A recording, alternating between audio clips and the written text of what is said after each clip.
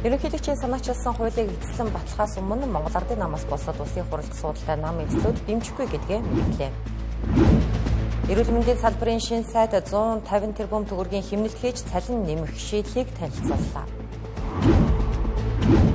Үхрийн мах 30 мянган төгрөгөд авсан цаад шалтгааныг тодрууллаа. Аримтэргөө зөвштэй Тэнгэрлээс 7 мэдээллийн хөтөлбөрөөр эхлүүлж байна.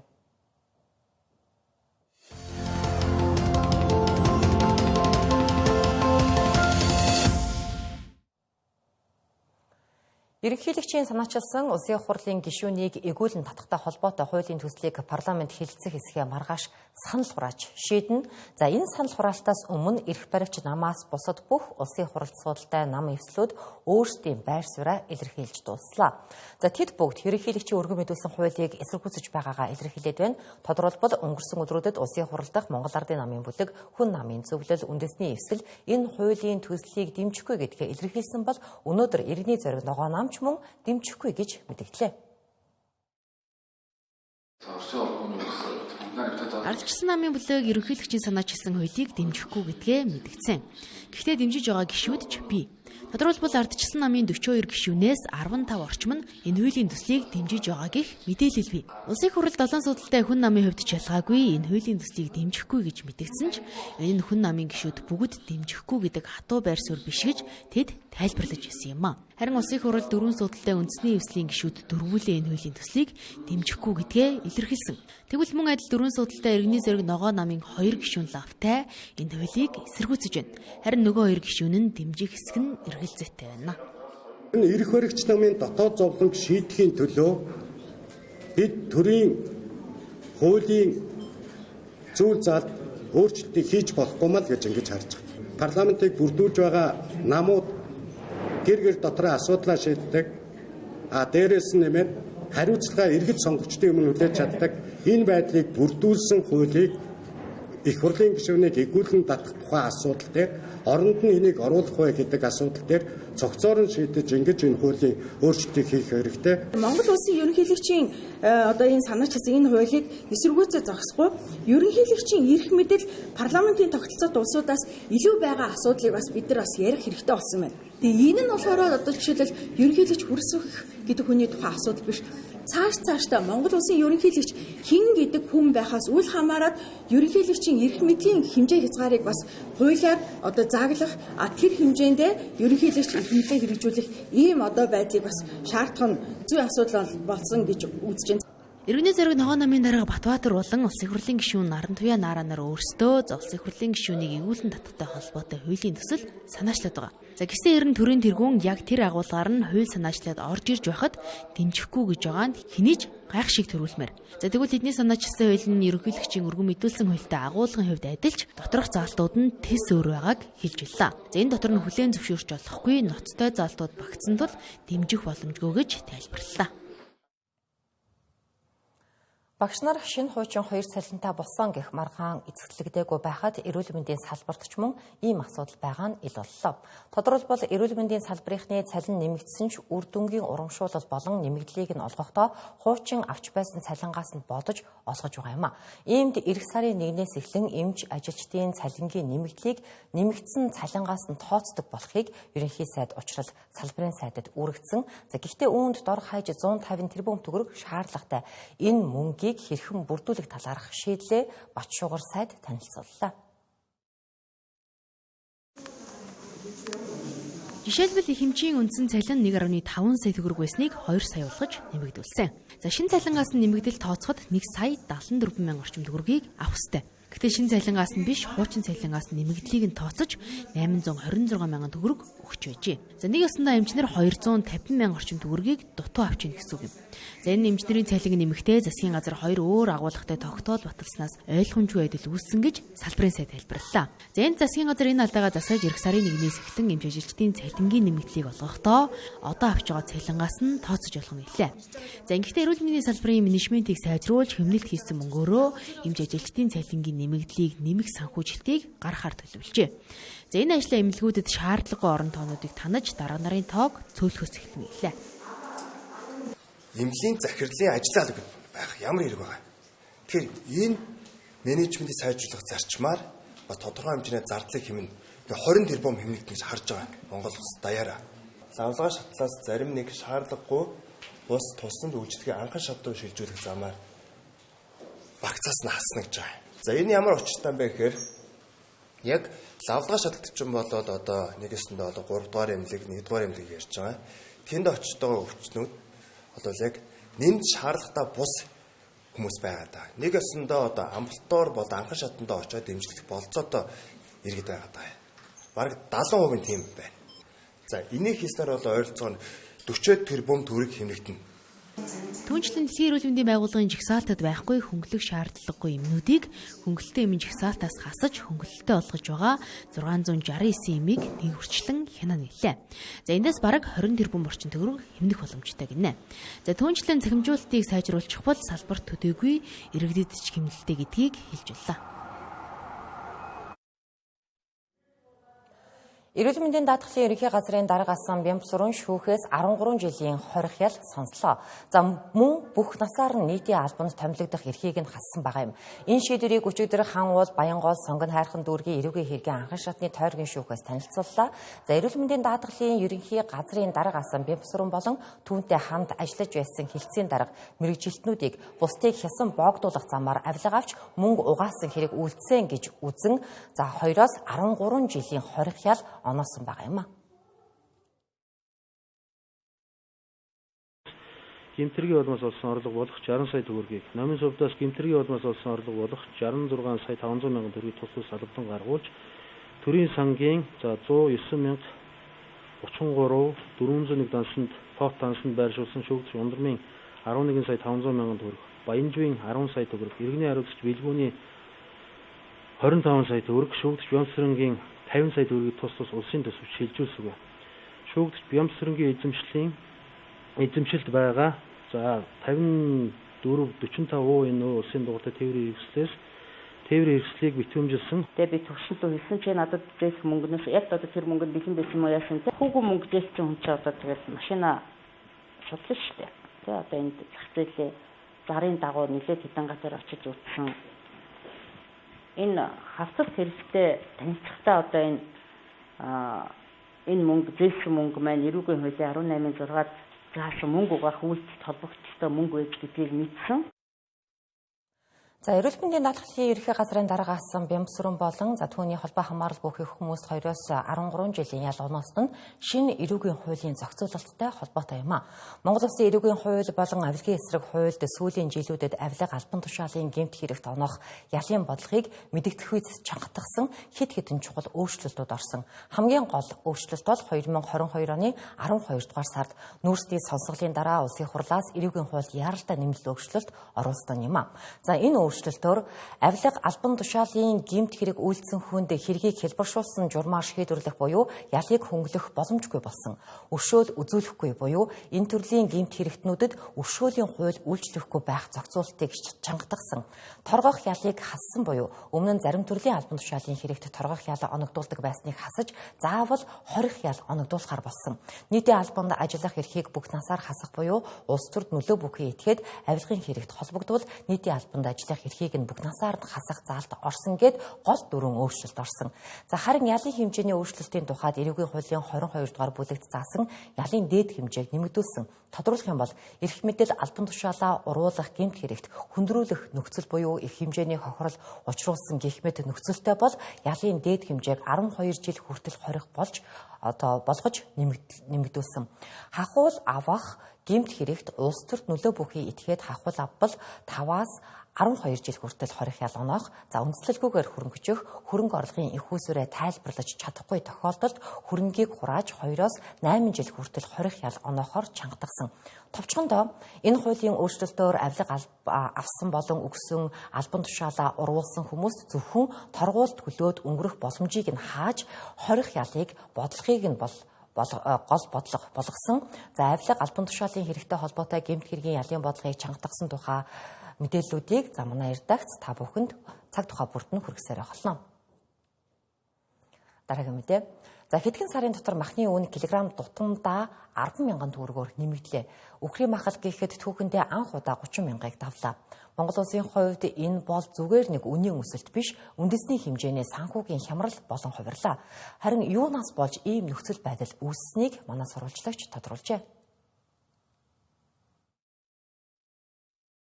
Одоогийн аншаар 1 кг үхрийн махаар 4 амбултай айл дунджаар 2-3 удаа хоол хийдэг гэж тооцоолж үзье. Өдөрт 1 удаа хоол хийдэг айл сард 12 кг мах худалдаж авах шаардлагатай. Ингээд сарын зардал нь 400,000 төгрөг болно. Харин өдөрт 2 удаа хоол хийдэг айл сард 24 кг махыг 800,000 төгрөгөөр худалдаж авна. Өөрөөр хэлбэл сарын 2 сая төгрөгийн цалинтай хүн сарын орлогынхоо 20-40%-ийг зөвхөн мах авахд зарцуулж байна.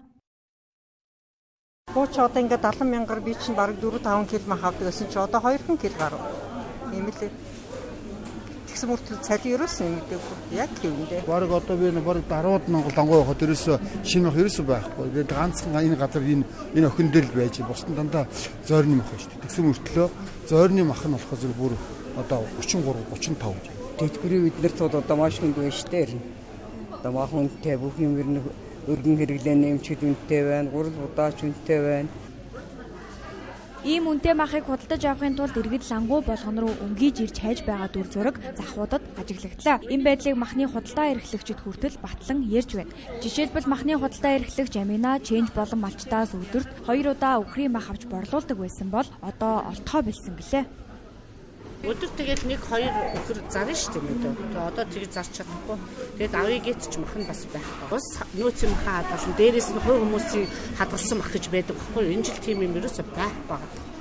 Одоо өдөр тусмал мах нь үнд ороод шүү дээ. Олдсон оогоолгоос чинь хэлэхэд хэцүү шүү дээ. Өдөр алган шинэ мах нь өсөөд, зарны мах нь өсөөд тэгэл олдохгүй болохоор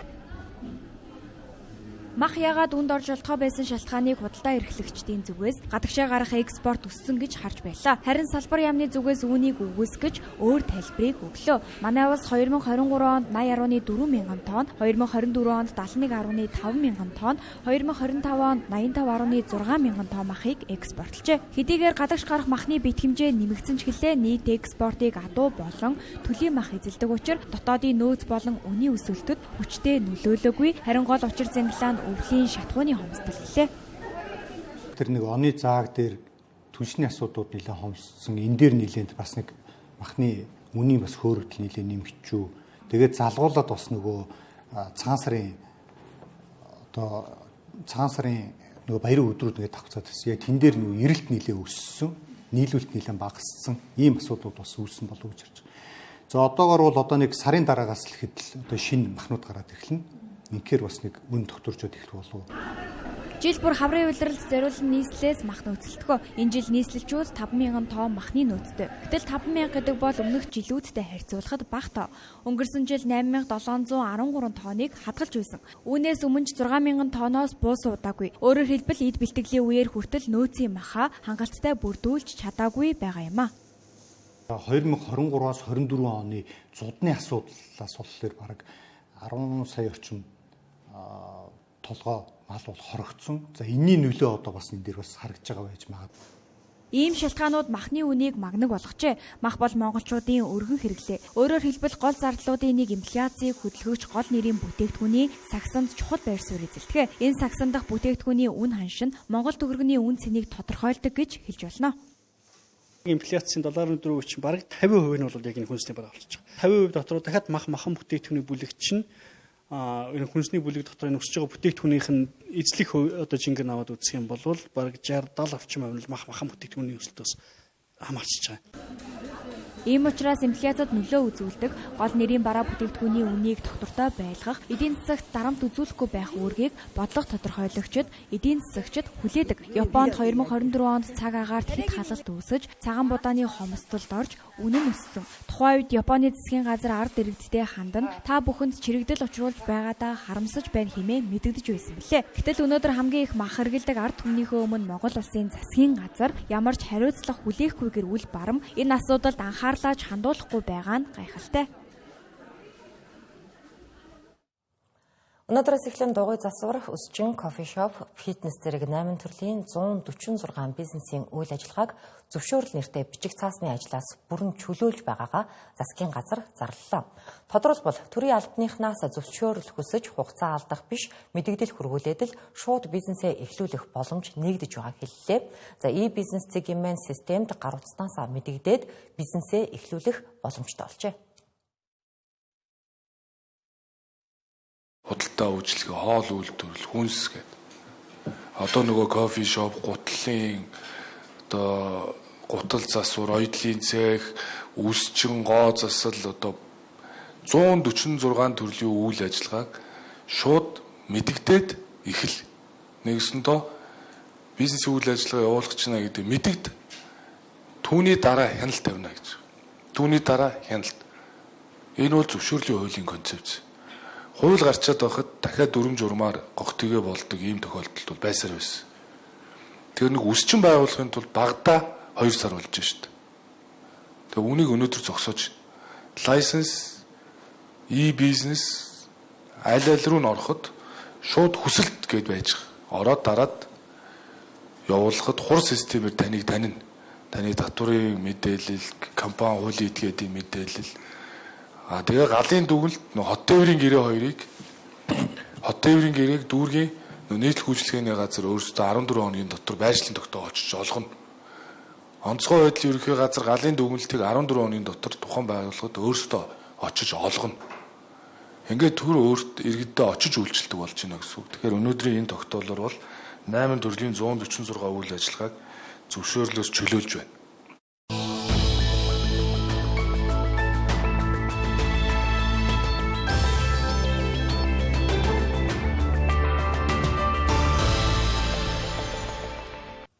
За 2026 оны эхний эдийн засгийн эхний удирлын мэдээллийг үндэсний статистикийн хорооноос өнөөдөр танилцуулсан. Гадаад худалдааны тэмцэл ашигтай буюу 2.4 тэрбумын ашигтай гарсан. Мөн төгрөгийн $1-тай харьцах сарын дундаж ханш өмнө оны мөнгөөс 91.24 төгрөгөөр суларсан байгаа юм а. За харин инфляц 7.4% гарахад хүнсний бараа, ундаа усны бүлэг 14.1%-аар өссөн зэрэг үзүүлэлтүүд нөлөөлсөн байгаа юм. Энэ талаарх мэдээллийг танд дэлгэрэнгүй хүрэхээр үндэсний статистикийн хорооны бодлого хамтын ажиллагааны хэлтсийн дарга Баасантай студид ярилцахад бэлэн боллоо. Танд энэ тэмдэргээ.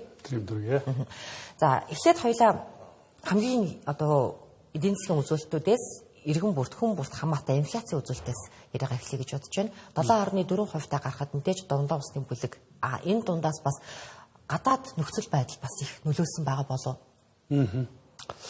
Тийм за тэгэхээр 3 дугаар сарын байдлаар бол инфляцийн түвшин улсын хэмжээд бол 7.4%-тэй гарлаа.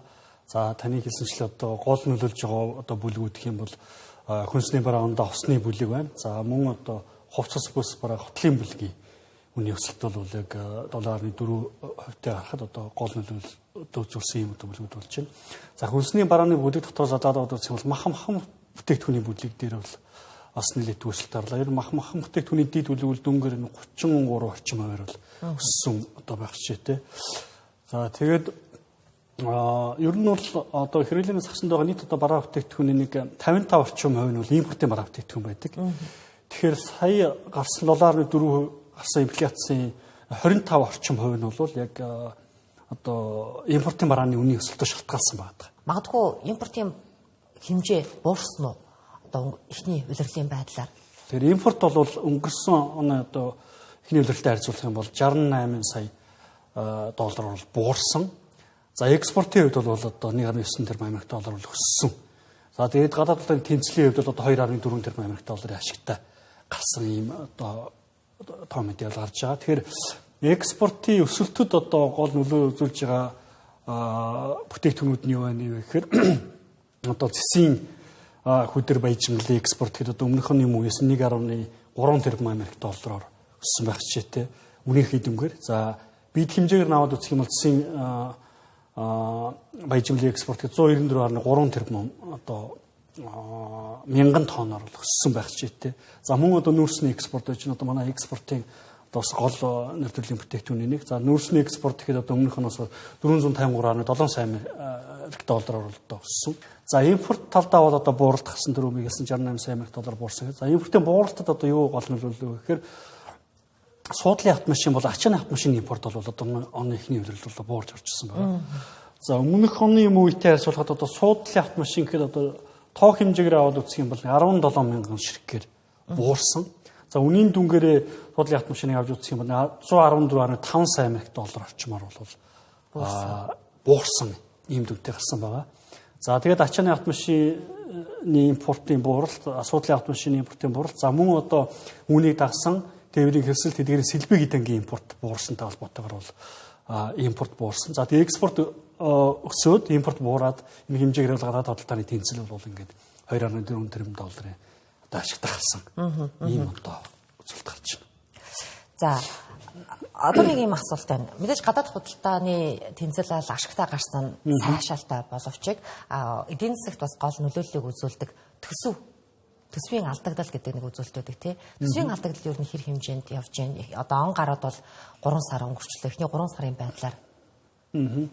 Тэгэхээр яг ерөнхийдөө төсвийн хувьд бол ерөнхийдөө төсвийн зарлагын хэмжээ өссөн. Зарлагын өсөлтөд одоо юу голч нөлөөлж байгаа гэхээр урсгал зардал, тэгээ бараа уршигын зардал, хөрөнгөний зардал өссөн. За хөрөнгөний зардал дотроо залгаад аваад үзэхээр ямар өсөлтүүд гарав гэхээр барилга байгууламжийн зардал. За мөн одоо түүний дагсан их засварын зардал өссөн нь бол одоо төсвийн зарлагын хэмжээ өсөөд бас алдагдaltaй гарахад бол энэ гол нөлөө үзүүлж байна.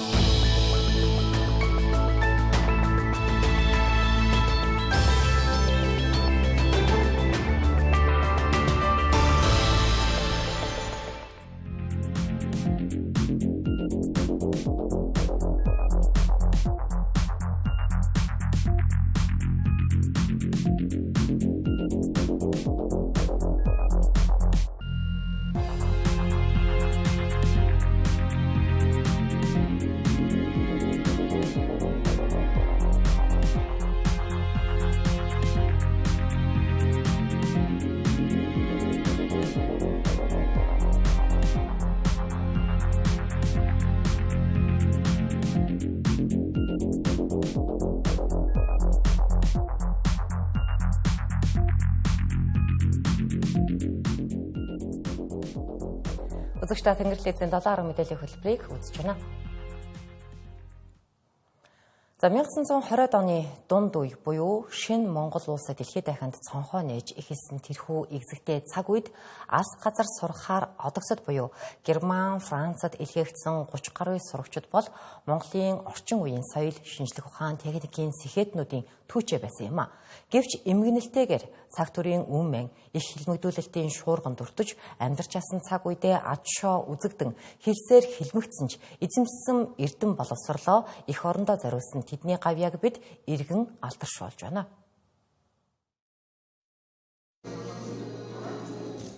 Эдгээр хүүхэд залуус Европт ивэс зөвхөн хэл сураа зогсохгүй, Монголд огт байгаагүй Европ стандарт, техник, технологи, шинжлэх ухааны арга зүйг тээж ирснээр шинэ эрдний Монгол улсын суурь тавигдсан юм а.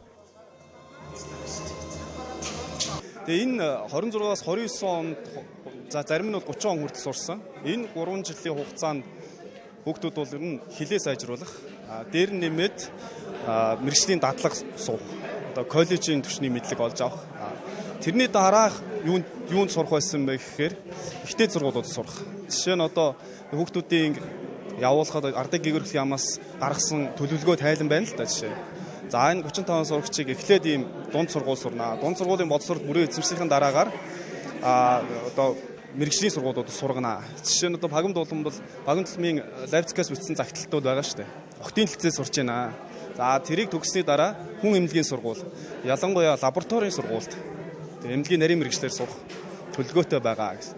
Энэ маяг хүн тус бүр дээр нь ингэж одоо дээд сургууль, дээд боловсрол эзэмшүүлэх юм төлөвлөгөөтэй байсан. Даанч тэрийг одоо хугацаанд хүргэж чадаагүй 1929 онд хагасын татаад 30 онд хагасын татсан гэсэн. Гэсэн ч гэсэн тэр Германд сурсан суурь боловсрол бол энэ хүмүүсийн одоо яг одоо хийж бүтээх мэргэжлийн боловсролынхаа суурь нь болоод явцсан байгаа байхгүй. Тэгээ ингээд салбар болгоны анхдагчд төрсөн. Хэрвээ бид нар түүхээ мэдэх юм бол түүхийн энэ нөхцөл байдлыг ойлгох юм бол бид нар энийг давтах ёсгүй. Ерөнхий боловсролын сургууль, ихтэй сургуулиудад энэ хэлмэгдүүлэлтийн талын түүхийг бол үлдээх ёстой. Програм бол маш бага байдаг. Түүхийн талын юм. Дандаа л голцвол 21 оны нэг тодорхой хэсгийг яриад дуустдаг. Тэр 11 оноос эхлээд 90 оноос өнөөдөр хүртэлх тэр түүхийг бол бид нар бодитоор нь үлдээж харахгүй болвол өөрөөр хэлбэл тэр хүний эрхийн зөрчлөөс хэлмэгдүүлэлт. Өөрөөр хэлбэл хүний эрхийн жижигхэн зөрчил байна гэж харахтал тэр нь явсаар байгаад хэлмэгдүүлэлт болдог. Хэлмэгдүүлэлт нь цусдаг, яргалал болдог. Ийм болцсон байгаа. Тэгэхээр энэ бүхнийг хойч үеийнхэн мэдээд авчих юм бол дахин давтан ийм үйл явдал гарахгүй байх сурамж болох юм. Хэлмэгдлийн шуурга нийгмийн дайсан мэтээр ад үзэг хавтгаарсан хэрхэл дан ганц барууны боловсрал эзэмсэн анхны сэхэтнүүдийг төдийгүй тэдний үр хүүхдүүдийг ч тойроогүй юм а. Эцэг эхийнхэн эсэргүүнээр үр хүүхдүүдийг нь үргэлж дагаж сурч боловсрох албан тушаал ахих олон боломжит нь чөдөр тушаа болж ирсэн ч өчигдөр оронд боловсрал эзэмсэн сэхэтнүүдийн үр хойч эцэг эхийнхээ нэр төрийг сэргээх үн түүхийг таниулах олон судалгаа шинжилгээний бүтээлүүдийг хийсэн нь бид түүхээ эргэн харах, гээгдсэн түүхийн эздийг таних том түлхэц болсон юм а. Тэдний нэг нь баярын дорь сүрэнгийн охин зураглаач мэрэгжилтэй тунгалаг юм а. Тэрбээр аз газар сурахаар одогс баримт киног бүтээгчдийн нэг билээ.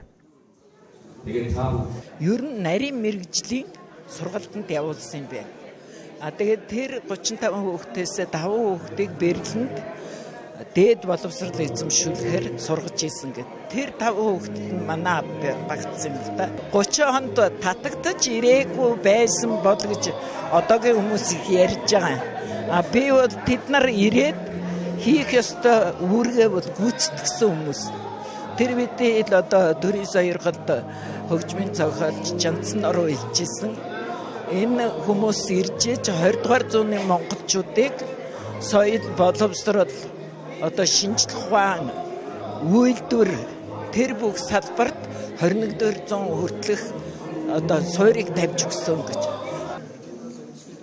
Монголын түүх социалист нийгмийн үед Оросын нөлөөтэй ихээхэн засварлагдсан. Түүхийн шарлсан хуудаснаас олон хүний Монголын түүхэнд гүйцэтгсэн үүргийг баллах гэж оролцсон ч эцсийн эрүү хухаарч идүүлсэн бот ургадгийн үлгэрээр үнэн түүх одоо ялж байна. Энэ нь хинч ярьж хэл зориглохгүй байсан үед анхлан дуугарч үнний төлөө мохшгүй зүтгэсэн цөөн хүмүүсийн гавья гэдгийг мартах учиргүй.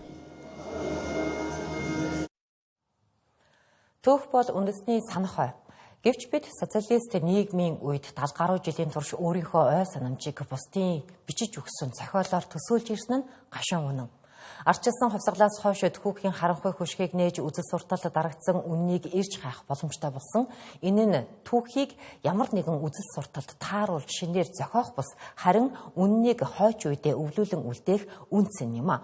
Үүний ач холбогдлуудыг түүхчид ингэж дүгнэж байна. 20-р зууны Монголын түүх бол засварлагдсан түүх байсныг одоо бүгд дуу нэгтээ хүлээн зөвшөөрсөн. Биднийг агуу үзэн хаанаас ичиж, цус дарангуулагч мэтээр үзэн ядаж, харин эх орныхоо сор болсон сэхэтнүүдийг устгасан хэлмэгдүүлэлтийг ангийн тэмцэл хэмээн зөвтгүүлж сурцгаасан. Энэ бол зүгээр нэг алдаа биш, үндэстний дархлааг сулруулж өөртөө идэх итгэлийг нь үгүй хийх тарих хугалт байсан. Харин арчилсан хувьсгал яснаар нийгэм нээлттэй болж олон ургалч үзлийг хүлээн зөвшөөрснөөр бид түүх бичлэгээ бүгд нь эргэж харах боломжтой болсон. Энэ нь гадны төрөмгийл буруу суртал ухуулгын өмнө сөхөрч унахгүй байх үндэсний дархлааг бүрдүүлэх урьдчилан нөхцөл болсон юм а. За өмнөх түүх маань бол одоо үнэхээр үзэл сурталчсан худалч түүх байсан гэдгийг одоо түүхийн багш нарын хувьд нийтээр хүлээн зөвшөөрсөн. За тэгээд түүнтэй холбоотойгоор одоо түүхийн салбарт бол түүхчлэгийг хуучин одоо тэр үзэл сурталын хальсвэр хүчнээс нь гаргах үнэн боддоор сэргээх их ажил бол үндсэндээ л одоо хувьсгалтай зэрэгцээл 1990-ад оноос бол өрнөсөн. За тэгээ энэ хүрээнд бол ихэнхдээ бол одоо тодорхой сэдвүүдээр жижиг төсөл хөтөлбөрүүд хэрэгжижсэн бол сүүлийн үед одоо улс орны боломж болцоо нэгдэж түүхийн үе бүрээр одоо шинжилсэн түүхчлэгүүд олонтоо гарах болсон. Тухайлбал одоо Монголын эртний түүхээр ихэд дагнсан одоо 5 бот, эзэнт хүрнээр ихэд дагнсан 5 бот, 20 дугаар зууны түүхээр ихэд одоо дагнсан 5 ботууд сүүлийн үед хэвлэгдэн гарлаа. За тэгээд одоо мэдээж инх олон чиглэл үеэр одоо сэтвчсэн эрдэм шинжилгээний хурлууд олонтоо зохион байгуулагч байна. Энэхүү одоо шинжилсэн түүхчлэгийн үр дүн бол түүхийн сургагчид ямар нэгэн хэмжээгээр одоо тусч за өмнөх үеийн одоо сургагчийн агуулга бол үндсэндээ бүрэн шинжлэгдсэн. Нийгэм нээлттэй болж олон ургалч үзлээр асуудал тандах болсноор түүх судлалын сар хүрээ үлэмжтэлж түүхийг өөр өнцгөөс харах шин судлагдахууныг дэвшүүлэх болсон сайшаалтайч хэд нээлттэй чөлөөтэй болсны нэг сөрөг тал нь хин дуртай түүхийн сэдвээр сошиал контент бэлтгэх подкастыг ном бүтээл хэвлүүлэхдээ түүхэн үннийг мушгин гуйвалж хит өөрийн үзэл бодлыг шингэх, өөрийн таалдаг өнцгөөс түүхийг тайлбарлах, эдүгээчлэн жишг зэрэг хандлах хавтгаарч байгаа нь түүх судлалын үндсэн зарчмаас сүрж буй ноцтой зөрчлөө. Мэргэжлийн бус тайлбарлагчдын гаргадаг хамгийн түгээмэл алдаа бол одоо үеийн ёс зүй, улс төр, нийгмийн үнэт зүйлээр хэдэн зууны өмнөх үйл явдлыг шүүх гээд байдаг. Түүх бичлэг нь баримтад хөдлөгдөх ёстой болохоос биш өөрийн үзэл бодлыг батлахын тулд баримтыг түүж ашиглах ёсгүй. Ингэснээр түүх нь шинжлэх ухаан биш ердөө улс төрийн зэвсэг эсвэл хувийн суртал ухуулга болгон хувирдаг. Энэ нийгмийг талцуулж түүхэн ижилсэл дээр зөрчил үүсгдгийг мэргэжилтнүүд анхааруулж байна. Түүхийг үзэх одоо бас нэг зарчим гэж байна. Жишээлх юм бол түүхийг бол үнэн бодтой байх, тийм үү? Хоёрдугаарт нь түүхийг идүүгээчилж болохгүй байх. Түүхийг бол одоо хит гойвуулахгүй байх. Түүхийн ой санамжийн түүх бол тэр үеийнхээ одоо хүмүүстэй л тэр түүх чинь дагаа явж байгаа шүү дээ. Тэрнийг одоо өнөөгийн өнцгөөс буруутгахгүй байх зэрэг энэ түүхийн судлалын үндсэн зарчим энэ арга зүйг бас бид нар харгалзаж энүүнд бол зохистой хариу өгөөч. Ингэж л одоо явж байгаа. Ерөнхий боловсролын сургуулийн түүхийн сурах бичгийг улс төрийн конъюнктур эсвэл богино хугацааны үзэмжээр ойр ойрхон шинжлэх нь боловсролын тогтолцоо болон үндэсний оюун санааны нэгдмэл байдалд асар том эрсдэл дагуулдаг. Түүх бол шинжлэх ухаан учраас түүнийг шинжлэх үндэслэл нь улс төр биш харин шинжлэх ухааны шин нээлт их сурвалж байх ёстой. Харин гэтэл шинэ мянган гарснаар буюу 2000 оноос хойш Монгол улсын боловсролын салбарт хийгдсэн бүтцийн болон агуулгын шинжилгүүдтэй холбоотойгоор түүхийн сурах бичигтнийд 5 удаа томоохон өөрчлөлт оржээ. За би 2012 оноос хойш одоо ерөнхий боловсролын сургууль багшаар ажиллаж байна. Нийтдээ 3 удаа сурах чиг өөрчлөгдсөн. Одоо анх удаа болохоор зэрэг нэг дэлхийн түүх суурин дээр Монголын түүх үздэг байлаа. Тэгэхээр 6 дугаар ангид дэлхийн түүх үзэж байгаа. Тэгээд тэрнээс дээш ангид Монголын түүх үздэг байсан бол одоо Монголын түүх суурьтай дэлхийн түүхээ ангид хавсарга байдлаар бол үзэж байгаа. Тэгээ яг хөө зүрийн сурах чиг зохиох үйл ажиллагаа одоо ерөөхдөө баг бас маш сайн ярилцаж энэ хүүхдийн мэдлэг чадварын түвшинд ч юм уу эсвэл түүхийн үйл явдлыг ярих биш түүнээс ямар сургамж авах вэ гэдгийг ойлгоход илүү их одоо сурах чиг наривч зохион байгуулалт зүгээр хаа. Тэгээд одоо жишээлбэл 6 дугаар ангид сурах гэж гэхэд одоо агуулгын маш тийм гүн үндэгийн холбоонуудыг их оруулсан одоо насан туршид байтугай одоо тэр 11 настай хүүхэд ойлгоход хүртэл бэрх агуулгууд байдаг учраас энийг одоо илүү бүр наривчлаад төлөвлөгөө хөтөлбөрийн олон талын мэрэгчлүүдийн үг үзэл бодлыг одоо илүү тусгаасай л гэж бодож байна. Монголчууд бид дэлхийн түүхэнд үлдэх тод томрон түүх үлдээсэн мөртэй гэж цээжэд дэлддэг. Гэвч түүх сонсоход сайхан хууч яриа даанч бишээ. Өнгөрсөн үеэрээ бахархаж өнөө цагт гар хөмхөн суух зөвтгөл бас бишээ. Хэрв тэгвэл бид ердөө түүхийн үзмэр үндэст нь л болж дууснаа. Тиймээс улс төр нийгмийн тогтолцооны олон нухчийг давсан ч үнэн нь эргэж буй бодит түүхээ ирээдүйн хойчтой үлдээж сурах нь хийх хоосон бардамнал биш харин ой санаж болгон үлдээх юм а. За сард 80 хүн архины хордлогын улмаас нас орж байна. Үүнийг өдрөөр нь тооцвол өдөрт 2-3 хүн архи хууж байгаад хордлогод орж нас барж байна гэсэн үг. Энэ бол манай улсын архины хэрэглээ хэтэрснийг батлах харамсалтай баримт гэдгийг мэргэжилтнүүд хэлж байгаа юм. Хэдийн ерөнхийлөгч зарлиг гаргаж архины градусыг жил тутам бууруулах зэрэг тодорхой арга хэмжээнд хэрэгжүүлж байгаа ч бодлогын цогц арга хэмжээ дутагдж байна гэж эрүүл мэндийн салбарынхан ярьлаа. Өвчлөл нас оролтод хүргэж байгаа гол хүчин зүйл бол архи гэж эрүүл мэндийн салбарынхан дүгнэж байна. За үүнийг дотоодын болоод олон улсын байгууллагуудын хийсэн олон судалгаа батална. За жишээлбэл дэлхийд дахин зөвтгөрүүлэх ундааны хорт хэрэглээний улмаас жил бүр 3 сая гаруй хүн нас орж байна. За нэгэсэндээ манай улсын хүн амтай тэнцэх хэмжээний хүмүүс архинаас олж амиа алдаж байгаа ийм халаглам судалгаа бий. За манай улсын хувьд ч зөвтгөрүүлэх ундааны хэрэглээнээс шалтгаалсан нас оролт 2023 оны байдлаар 100 мянган хүн амд 24.6 тохиолдол буюу өндөр тархалттай улс орны нэг болжээ.